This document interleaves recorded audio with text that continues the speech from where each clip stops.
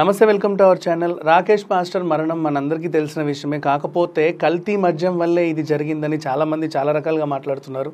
దీని గురించి మాట్లాడదాం. మనతో పాటు సీనియర్ జర్నలిస్ట్ శ్రవణ్ గారు ఉన్నారు, మాట్లాడదాం. సార్, రాకేష్ మాస్టర్ ఇది కల్తీ మద్యం అంటున్నారు. ఏపీలో ఒక రకమైన మందు, తెలంగాణలో ఒక రకమైన మందు, దేశమంతా ఒక మందు ఉంటే ఏపీలోనే ఒక రకమైన మందులు ఉన్నాయి. ఆ బ్రాండ్లన్నీ కల్తీ చేస్తున్నారు. ఇక్కడ అలవాటు పడ్డ వాళ్ళు అక్కడికి వెళ్ళి తాగుడు మానలేకపోతున్నారు. అలా అని చెప్పేసి అది తాగకుండా ఉండలేకపోతున్నారు. సో దానివల్ల నాట్ ఓన్లీ రాకేష్ మాస్టర్, చాలామంది ఇలాగే చనిపోయారు. ఈయన మనకు తెలుసు కాబట్టి మనం మాట్లాడుకుంటున్నాం.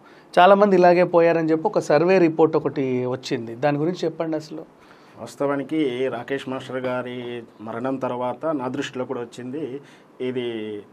వారం 10 రోజుల కింద అతను ఆంధ్ర టూర్లో ఉండడం, అక్కడ తాగిన మద్యం వల్లనే చనిపోయి ఉండవచ్చు అని కొన్ని ప్రశ్నార్థకాలు, తర్వాత ఆ ప్రశ్నలు తీసేసి డైరెక్ట్ దానివల్లే చనిపోయారని కూడా వైరల్ అవుతూ ఉంది.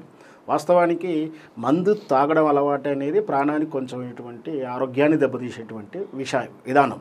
సో ఇక్కడ రాష్ట్ర ప్రభుత్వాలు కానీ ఆ రాష్ట్ర ప్రభుత్వాలు వాడే ఏ మందైనా సరే సర్టిఫైడ్, అంటే ఏదో రకంగా ప్రామాణికంగా ఉన్నటువంటి మందులే వాడతారు. వాస్తవానికి ఎక్కడో అక్కడ పొరపాటున కానీ అక్కడ కింది స్థాయి వాళ్ళు ఈ కల్తీ మందు కానీ దాని రీప్లేస్మెంట్ చేయడం ఇలాంటి జరిగినప్పుడు ఈ కల్తీ మందు మరణాలు జరుగుతూ ఉంటాయి. ఒకవేళ నిన్న జరిగినటువంటి రాకేష్ మాస్టర్ గారి మరణం అక్కడ తాగినటువంటి మద్యం వలనే అయి ఉంటే తనతో పాటు అక్కడే తాగడం చాలామంది తాగి ఉంటారు. సో ఖచ్చితంగా దానివల్ల టీం ఎట్లా ఉందంటే, ఆ పిల్లలు అందరూ తాగే వాళ్ళు ఉన్నా లేకున్నా ఈయనంతా వాళ్ళు తాగరు. అట్లా కాకటం ఈయన మొదటి నుంచి కూడా ఆరోగ్యం క్షీణిస్తుంది, చాలా ఇటువంటి డెఫిషిట్స్ ప్రాబ్లమ్స్ ఉన్నాయి. 2 నెలల క్రితం కూడా హాస్పిటల్కి వెళ్తే డాక్టర్లు చెప్పారు బాగాలేదని చెప్పారు. ఇంకొకటి డిప్రెషన్లో ఉన్నాడు, నిద్రలేమి సమస్యతో బాధపడుతున్నాడు, పైగా హై టెంపర్. ఏ విషయాన్ని కూడా బాగా టెంప్ట్ అయ్యి మనం చూస్తుంటాం. వీడియో ఇంటర్వ్యూలో కూడా అప్పటికప్పుడు ఏడుస్తుంటాడు, అప్పటికప్పుడే నవ్వుతుంటాడు.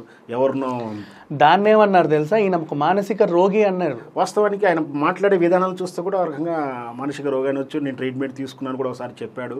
సో ఇంకోటి అతను సహచర్య అమ్మ అంటుంటాడు, భార్య అంటుంటాడు, రకరకాలుగా మారుతుంటాడు.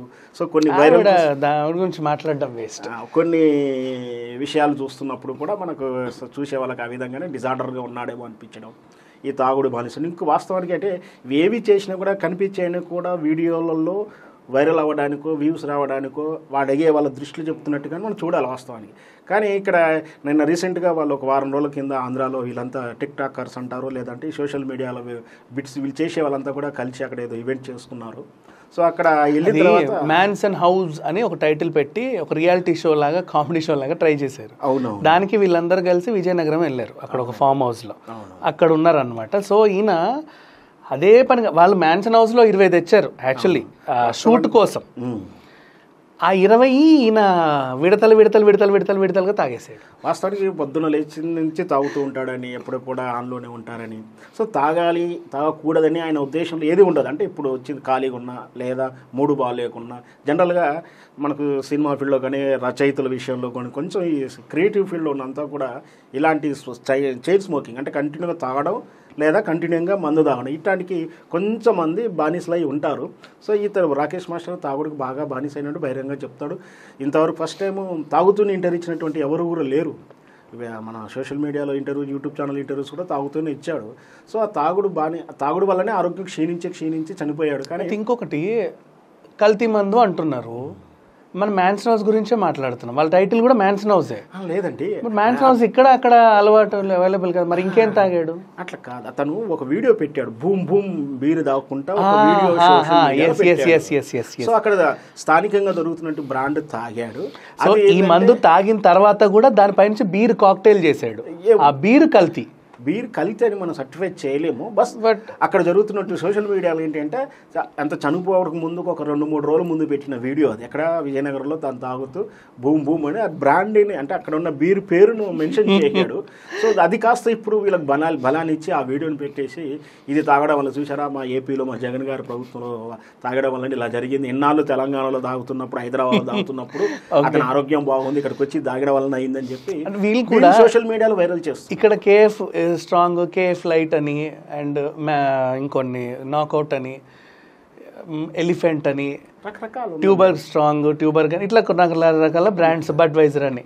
ఇందులో నేను చెప్పిన పేర్లు ఏ ఒకటి కూడా ఏపీలో దొరకదు. వీళ్ళు ఇవన్నిటికి అలవాటు పడి ఉన్నారు. యాక్చువల్గా ఏపీలో మొత్తం కూడా అది వాళ్ళ పాలసీ. ఇక్కడ ఏ బ్రాండ్లు ఉండవు, అది ఏం తెచ్చినా ఆ లిక్కర్ కానీ ఏమంటావు అది ఈక్వేషన్ మొత్తం సొల్యూషన్ తీసుకొచ్చుకొని వీళ్ళు చేసుకుని వీళ్ళ పేర్లు వేసుకొని తీసుకుని. అంటే గతంలో ఏమో కంపెనీకి ఆర్డర్ ఇచ్చేసి వాళ్ళు కంపెనీతో ఏజెన్సీ కమిషన్ రూపంలో రాష్ట్రాలకు వచ్చేది. కానీ ఇప్పుడు సిస్టమ్స్ మారింది. ఇప్పుడు తెలంగాణలో ఏంటంటే మీరు ఏదైనా సరే మాకు ఇన్ని బాటిల్స్ ఇన్ని ఇవ్వాలి, దాని మీద రేట్ ఎంతనో అమ్ముకోవాలో ఏమి ఇవ్వాలో మేము చూసుకుంటాం. రెసిపీ కూడా వాళ్ళదే ఉంటుంది సార్. ఇప్పుడు ఒక బ్రాండ్ మనం వాడితే ఇప్పుడు మనకి ఇక్కడ మేడ్చల్లో ఉంది, ఇంకోటి సంగారెడ్డిలో ఉన్నాయి బీర్ ఫ్యాక్టరీ. పేరుకి కింగ్ ఫిషర్ అనే అక్కడ బ్రాండ్ ఉన్నా సరే ఇక్కడ తయారవుతాయి. కానీ వాళ్ళ కొన్ని ఉంటాయి రెసిపీ ఇలాగే చెయ్యాలి ఈక్వేషన్. దాని మరి ఏపీ దానికి ఏ ఈక్వేషన్ ఫాలో అవుతున్నారు? కొత్త బ్రాండ్ నువ్వు సృష్టించావు, వీళ్ళు పెట్టుకుని ఇక్కడేమో బ్రాండ్ ఎంత డీటెయిల్స్ అవే ఇస్తాయి. కాకపోతే ఎంఆర్పి ఏంటి, ఇవన్నీ విధానాలు, రేటు ఎంత అనేది వీళ్ళు డిసైడ్ చేసుకుంటారు. ఆంధ్రాలో మాత్రం అదే మీరు ఈక్వేషన్ ఏంటి, మేము ఏం పేర్లను లేబుల్ వేసేసుకుంటాం. మరి అదే కదా. అంటే ఇప్పుడు ఇక్కడ అనుకోండి KF 10 మందికి తెలుసు, ఇండియా అంతా తెలుసు, వాళ్ళు తాగినా సరే కంపెనీ బాధ్యత ఉంటుంది. దానివల్ల బాధ్యత చేయలేము. ఇప్పుడు ఇక్కడ ఎవరు బాధ్యులు? కన్సర్న్ డిపార్ట్మెంట్ ఆ కంపెనీ అక్కడ ఏంటి కాదు, బూమ్ బూమ్ కూడా కాదు, బూమ్ బూమ్ కంపెనీ కూడా ఏం లేదు. ఏమైనా అక్కడ మధ్య శాఖ ఉన్నటువంటి ఏపీలో ఉన్నటువంటి ఆ బ్రోవరీస్ వాళ్ళే రెస్పాన్సిబిలిటీ తీసుకోవాలి. బికాస్ వాళ్ళ రెసిపీ ఏంటి అనేది తెలియాలి కదా, ఇంకెవరికి తెలియదు. ఇప్పుడు ఆ విషయంలో ఎవరైనా సమాచార శాఖ ప్రకారం నుంచి ఇన్ఫర్మేషన్ యాక్ట్ ప్రకారం వేస్తే గానీ విషయం బయటకు వస్తుంది. సో అంత దూరం ఎవరు ఆలోచించలేదు. ఆయన ఏమైనా ఈక్వేషన్ తీసుకుంటారు, బాటిల్లో నింపుతారు, లేబుల్స్ ఏ పేరుతో ఆ పేరుతో 4-5 పేర్లతో వేసేస్తారు. అది బూమ్ అవ్వచ్చు, బంబమ్ అవ్వచ్చు, అవ్వచ్చు. ఇవాళ ఉన్న బ్రాండ్ రేపు ఉండదు, ఇక్కడున్న బ్రాండ్ ఇంకో కాడ దొరకదు. మళ్ళీ ఇదొకటి అంటే ప్రాంతీయంగా. ఇప్పుడు నెల్లూరుకి వెళ్తే ఒక బూమ్ బూమ్, విజయనగరం వెళ్తే ఒక డీమ్ డీము, అట్లా ఎక్కడికి వెళ్తే తెలంగాణ నుంచి కానీ అవతల చెన్నై బార్డర్ ఉన్నటువంటి జిల్లాల ప్రాంతంలో ఇక్కడ నుంచి బాగా మద్యం సరఫరా అవడం, అక్కడ చెకింగ్లు ఎక్కువ ఉండడం, ఏదో రూపంలో ఇక్కడి నుంచి అంతా కూడా అక్కడ డంప్ చేయడం. అందుకనే అంటారు ఫెస్టివల్స్ మూలలో కానీ December 31 ఇక్కడ సేల్స్ పెరిగింది అంటారు, అక్కడ తగ్గింది అంటారు. అక్కడ ఏం తగ్గలే, అంటే అక్కడ సేల్స్ తగ్గడం కాదు, అక్కడ డంప్ అవుతుంది అక్కడ. సో ఇదంతా కూడా స్టేట్ మధ్యలో ఉండే మద్యం పాలసీ విషయాలు. ఇక్కడ ఆయన మద్యం తాగడం, అక్కడ తాగొచ్చిన వల్లనే చనిపోయిందని కాకుండా ఆయనకి 1 by 1 అంటే day by day already severe metabolic acidosis ఉంది ఆయనకి. దానివల్ల మల్టీ ఆర్గాన్ ఫెయిల్యూర్ అయ్యింది. చాలా ట్రీట్మెంట్లు తీసుకోమని చాలా హాస్పిటల్ దాకా వెళ్ళి ప్రమాదం అంచుల దాకా వెళ్ళి రావడం. ఎగ్జాక్ట్లీ. సో వాళ్ళు కూడా ఏం చెప్పారు, కొంచెం టేక్ కేర్ తీసుకోండి అన్నా కూడా ఎలా ఉన్నాడో అలాగే ఉన్నాడే తప్ప ఎలాంటి కేర్ తీసుకోవాలి. అంటే బ్రతుకు కానీ జీవితం గురించి కానీ రేపటి గురించి కానీ ఎలాంటి శ్రద్ధ తీసుకోకపోవడం, కేవలం ఈరోజు నిద్రపడతలేదు, లేదా టైం పాస్ అవ్వట్లేదు, లేదా ఒక శక్తి రావాలి ఏదైనా పని చేయడం, ఆ ఉద్దేశంగా తాగుడు బానిస అవ్వడం. ఎప్పుడు రెగ్యులర్గా పనిచేసి ఉండి సడన్ గా ఖాళీ దొరికేసరికి నేను ఎందుకు ఖాళీగా ఉన్నాను ఆలోచించి డిప్రెస్ అవ్వలేక దీన్ని మత్తులో ఫీడ్ చేసుకొని ఏదో రకంగా అలా తూలుతున్నాడు. దాంతోపాటు వచ్చిన ఎవరైనా ఇంటర్వ్యూస్ వచ్చి ఏదో కాంట్రవర్షి ప్రశ్న అడగడం, అట్లా మెగా ఫ్యామిలీ గురించో లేదా ఈ జగన్ గురించో ఎవరితో ఇప్పుడు ఆయన జఫాను పదం అందుకొని రకరకాల కాస్త 4 రోజులు వైరల్ అవ్వడం. ఆయన మంచి మత్తులో ఉన్నప్పుడు వీళ్ళు వచ్చేసి ఆయన్ని గెలికేసి వీళ్ళకి కావాల్సినవన్నీ ఆయన నోట్తో అనిపించుకొని ఏమేం కావాలో ఏవైతే వీళ్ళకు మసాలా కావాలో ఆ మసాలా అందించుకుంటూ వాళ్ళకి వీళ్ళకి ఎంటర్టైన్ చేసుకుంటూ అట్లా నడిపించుకుంటూ వస్తున్నాడు. రీసెంట్ కూడా చిరంజీవి ఫ్యామిలీ మీద కామెంట్ చేయడం ఇవన్నీ మనం చూస్తూనే ఉన్నాం.